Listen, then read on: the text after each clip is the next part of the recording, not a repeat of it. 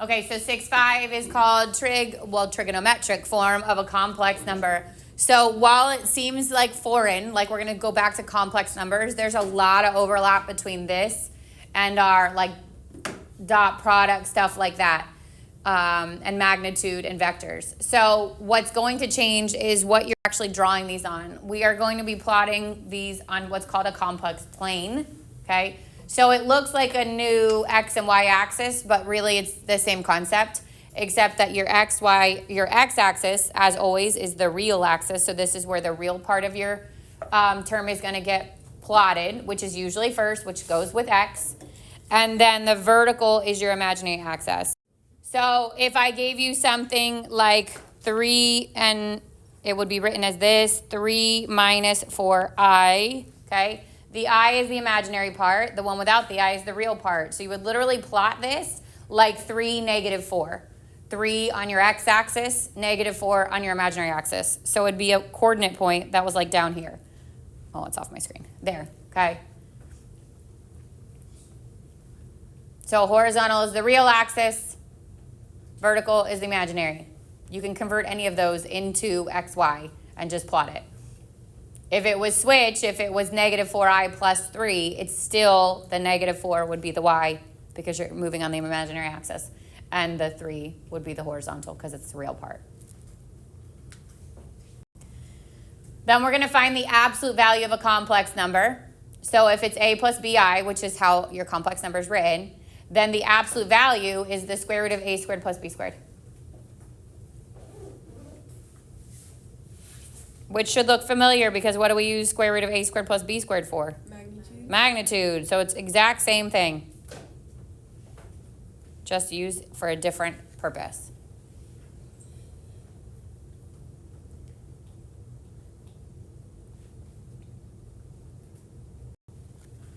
So this is going to say plot and find the absolute value. So z is usually how they'll describe an imaginary or complex number. Z would be negative 3, 6i plus 6i. So it's negative 3, meaning left 3, 1, 2, 3, and up 6, 1, 2, 3, 4, 5, 6. This is A. And then it says find the absolute value. So I do the square root of negative 3 squared plus 6 squared. Square root of 9 plus 36, square root of 45. And we simplify. So 45 would be 5 and 9, which is 3 and 3. And the 3's go to the outside.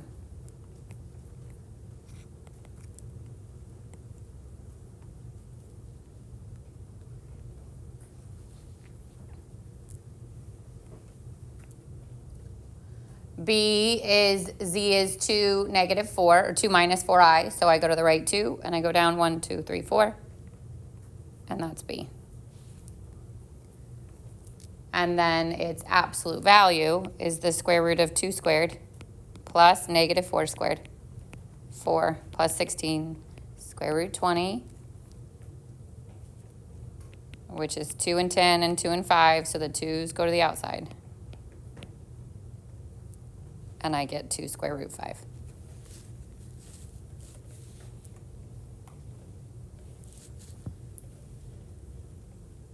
So the absolute value was the distance between that point and the origin. If you think about what would happen, like if I actually try to look at A and where this comes from, where does absolute value come from? If I'm trying to find this distance, then I could make this into a right triangle. This would be my A, this would be my B, and I could use the Pythagorean theorem to find C, right? So that's the whole idea behind absolute value. Absolute value is just the distance between them.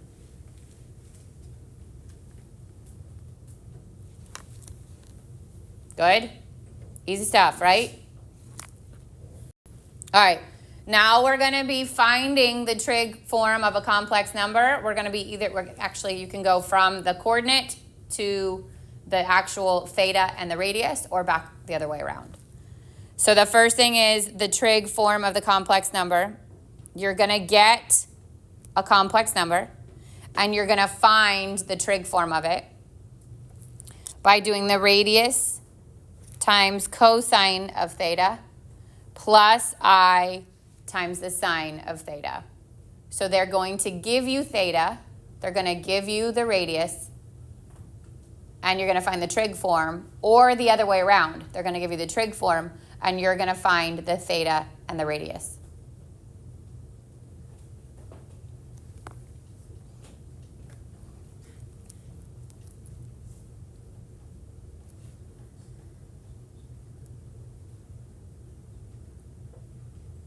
So we're going to find the radius by doing the absolute value formula, or the square root of a squared plus b squared. And then it's delayed. Okay, we're going to find the radius by doing the square root of a squared plus b squared. And then we're going to find theta by finding that, I'm going to say the tangent of theta equals the b over the a. And then we're working backwards. If you have the tangent, you're going to figure out what the angle is. So as a refresher, remember your over 6's, the tan is root 3 over 3. Your over 4's, the tan is 1. And the over 3's, your tan is root 3. Yep.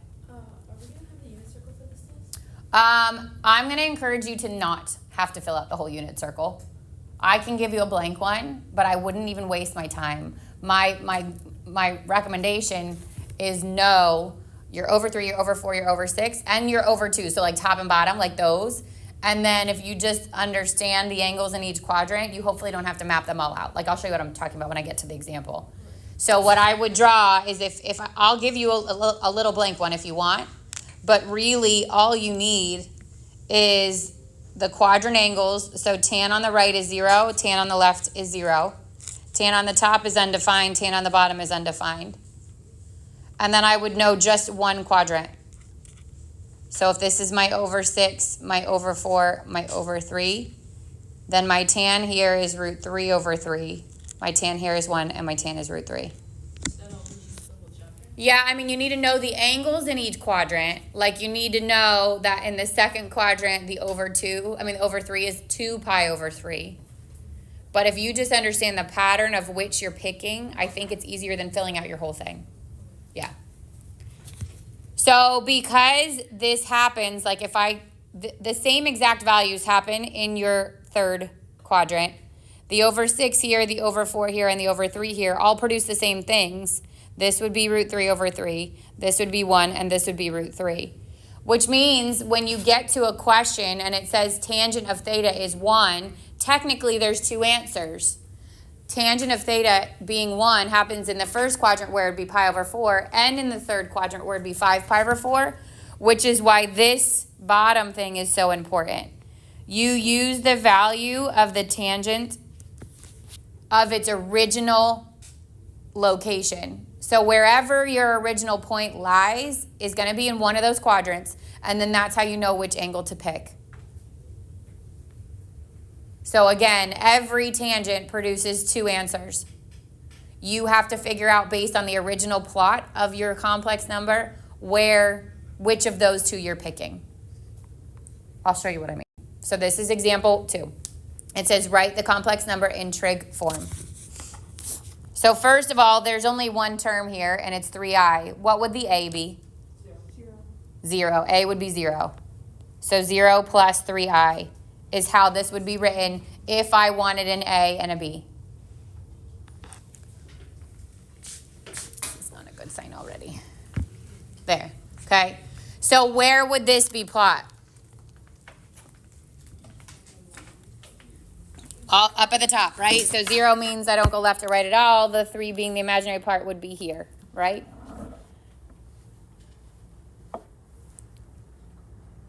And that's important for when I go to pick my angle. They're not going to all be this easy, so we're going to walk through all the steps, but I'll tell you on the shortcut at the end.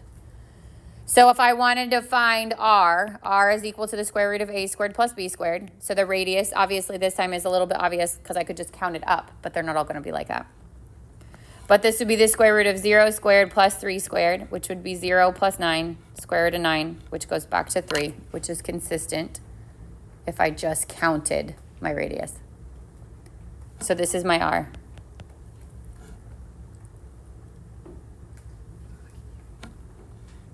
Then tan of theta equals b over a. So tan of theta equals 3 over 0. And what is 3 over 0? Undefined.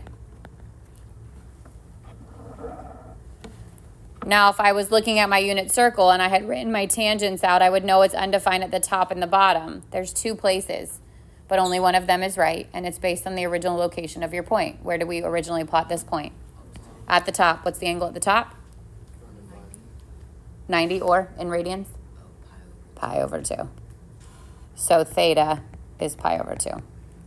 My r is 3, and my theta is pi over 2. On the test, if we like get one like that, do we have to like show work? No, it's not going to be like that. Yeah. For that reason. Yeah. On homework, sure. Okay. So on homework, I should have been able to figure it out from the beginning. Like if I go up 3, I can count my radius already. If it's on the x-axis or the y-axis, you could literally count your radius. And then if you plot it, it should tell you which angle it's at. If it was just 3 instead of 3i, now I'm going to the right 3.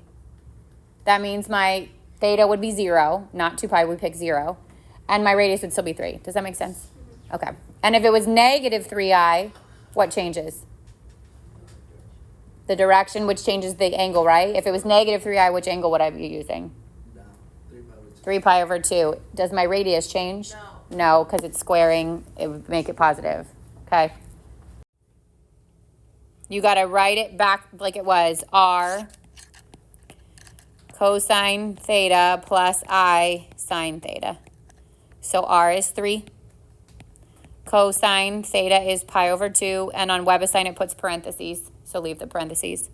Plus I sine theta, which is pi over 2. So this is how you're going to type your answer on WebAssign.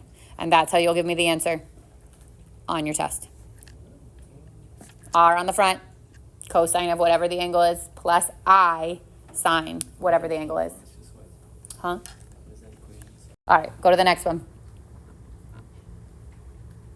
So plot it first so you get an idea. Where would what quadrant would negative 2 minus 2i be in? Third, I'd go left 2, down 2.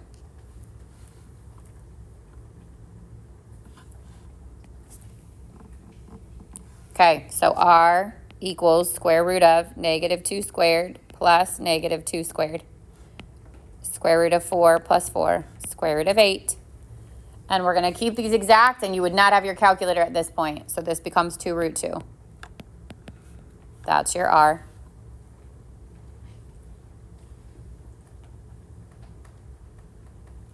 And then your theta, tan of theta equals b over a. Tan of theta equals negative 2 over negative 2. Tan of theta is 1. We said there's 2 places where tangent's 1, right? What are the 2 places? Quadrant 1 at pi over 4. Quadrant 3 at 5 pi over 4. Which one do you pick? 5 pi over 4, because this is in the 3rd quadrant.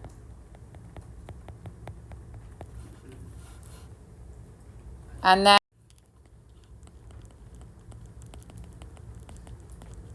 this is how you're going to write your answer. Actually, I'm going to check WebAssign because I can't remember.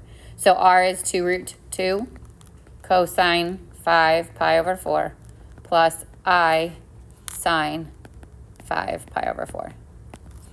All right, I just wanted to double check. So that is, it actually will have you do parentheses here and here on WebAssign, okay?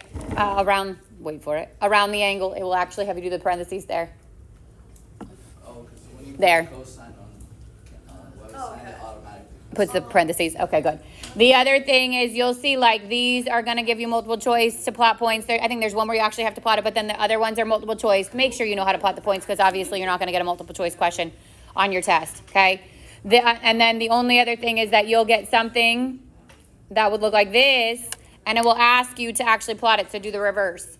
So, which kind of piggybacks on Issa's question. If I actually found these, right, cosine of 5 pi over 4 would be negative root 2 over 2 and negative root 2 over 2. This would be 2 root 2 times, the cosine there is negative root 2 over 2, plus I, the sign there is also negative root 2 over 2. And then I would distribute this in 2 root 2 times negative root 2 over 2 plus I, 2 root 2, because the order here doesn't matter, negative root 2 over 2. And if I simplify this, this is 2 and minus 2I.